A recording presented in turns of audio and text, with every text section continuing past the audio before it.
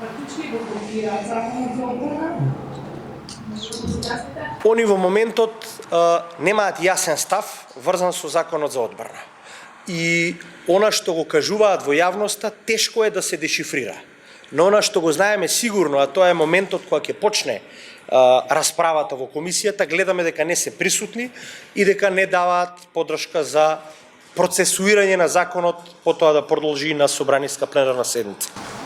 Кои се следните чекови на социјалдемократите во однос на изборниот законник после 6000 поднесени амандмани? Ќе се откажете ли од измените? Нема да се откажеме сигурно, заради тоа што тоа е изборно ветување на Социјалдемократскиот сојуз 2016 година.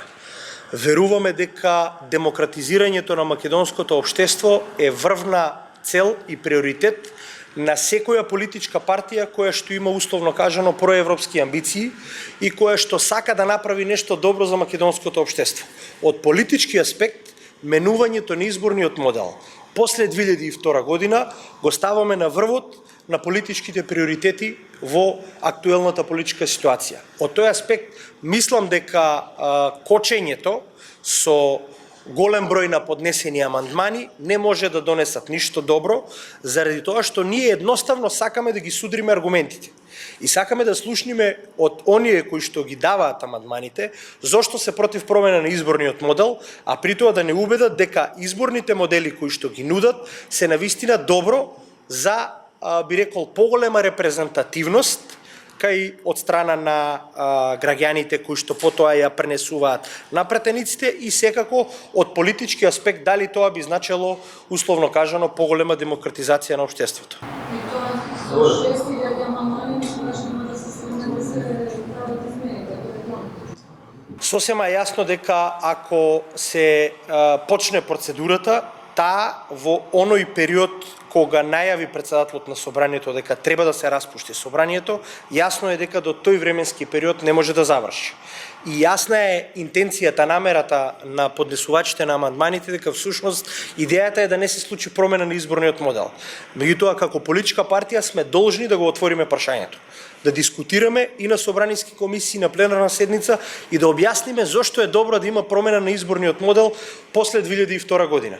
Поминаа повеќе од колку? 15-16 години во кое што го имаме пропорционалниот изборен модел, користичи Донтовата формула, огромен број на изгубени гласови на крајот и никој на тој план не реагира.